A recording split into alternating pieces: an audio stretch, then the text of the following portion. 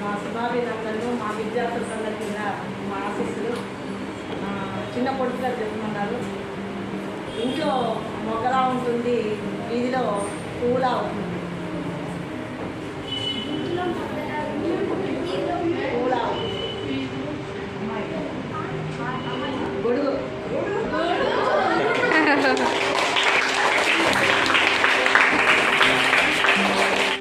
ఏమి బాగా చదువుకొని ఏమి ఎంత చదివినా కానీ వినయము విధేయత లేకపోతే ఆ చదువు ఎక్కదు. కాబట్టి మీరందరూ కూడా ఏ టీచర్ వచ్చినా రాకపోయినా మీరందరూ కూడా ఇక్కడ ఇప్పుడు నేర్చుకున్నటువంటివి అవన్నీ కూడా పాటిస్తూ మంచి విద్యార్థులుగా పేరు తెచ్చుకుంటున్నారని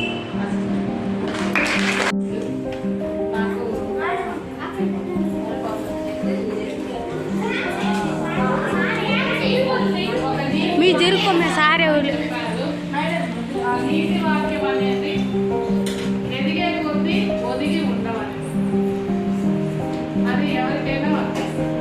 పిల్లలు మీరు కొంతమంది చదివే పిల్లలు ఉన్నారు, కొంతమంది స్కిల్స్ అంటే చదువు ఒకటే కాదు, గేమ్స్లో కావచ్చు, డ్రాయింగ్లో కావచ్చు, సాంగ్స్లో కావచ్చు, వాళ్ళ క్రియేటివిటీ అనేది ఇట్లా డెకరేషన్ చేయడంలో కావచ్చు, ఎంత ఉన్నా కూడా వాళ్ళ ప్రగతి ఎంత ఉన్నా కూడా సరే, నలుగురిలో ఉన్న ఒకరిగా ఉన్నా కూడా ఎంత ఎత్తు తిరిగినా ఒక చెట్టు వల్లే ఒదిగి 10 మందికి నేడునిచ్చినట్టే మనం కూడా 10 మందికి సహాయం చేస్తూ సరేనా?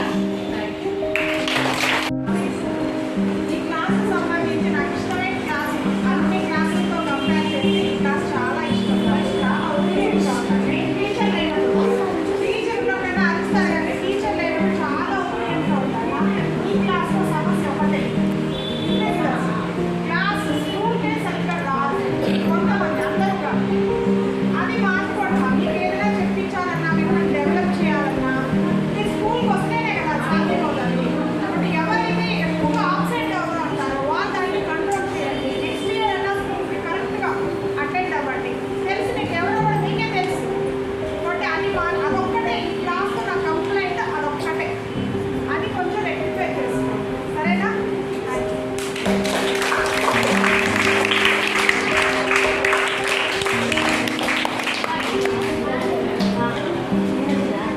Class teacher is very powerful teacher. Never allows the teachers as well as the students, and because of that only they are sitting silent and listening to our lessons. Yesterday, one girl written about science. I want to become a MBBS, and who is inspiration? My science teacher is inspiration. So that type of feeling is very. No, I am not jealous about that.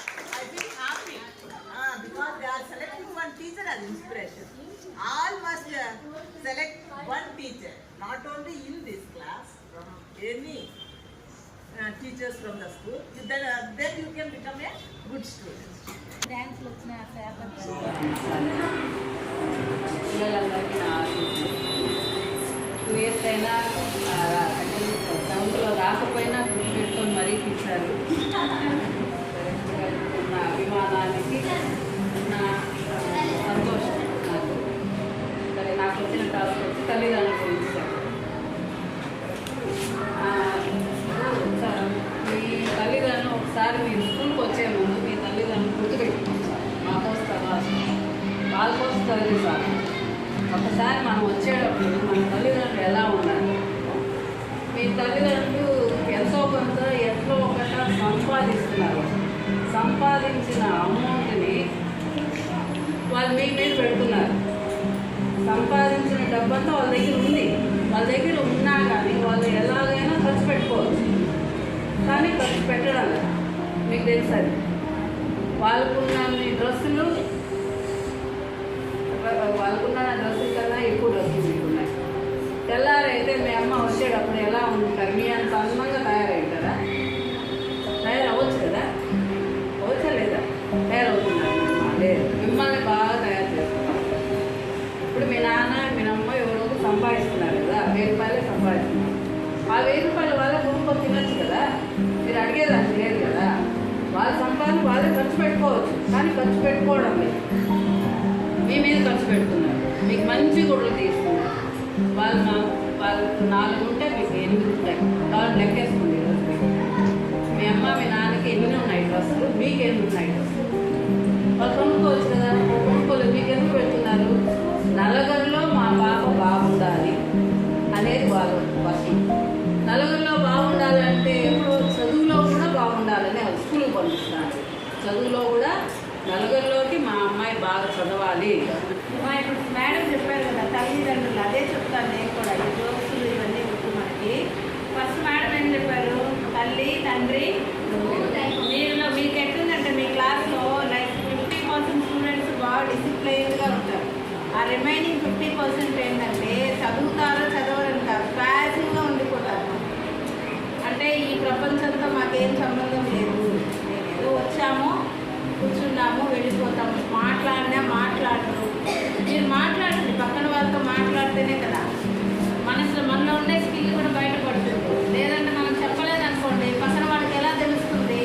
మనకి ఏదైనా work వచ్చు ఇది మనకు వచ్చు అని మనకు expose చేస్తేనే కదా పక్కన వాళ్ళకి వస్తుంది కాబట్టి నెక్స్ట్ 8th క్లాస్ నుంచి కూడా మీకు ఏది వచ్చినా క్వశ్చన్స్ వచ్చినా రాకపోయినా అది ఎక్స్పోజ్ చేయండి 50% స్టూడెంట్సే మా రిమైనింగ్ వాళ్ళకి తెలుసు ఎవరైతే ప్యాసివ్గా ఉంటారనేది ఆ పిల్లలకి తెలుసు కదా క్లాస్లో గొమ్మని కూర్చొని ఉంటారు మ్యాథ్స్ క్లాస్ వర్క్ సగం మంది రాయని కూడా లేదు నా సబ్జెక్ట్ అయితే కాబట్టి నెక్స్ట్ ఇయర్కి అలా కాకుండా ఫస్ట్ నుంచి కూడా అన్ని క్లాస్ వర్క్స్ రాసుకోండి మీకు ఏదైనా అర్థం కాకపోతే కూడా అడగండి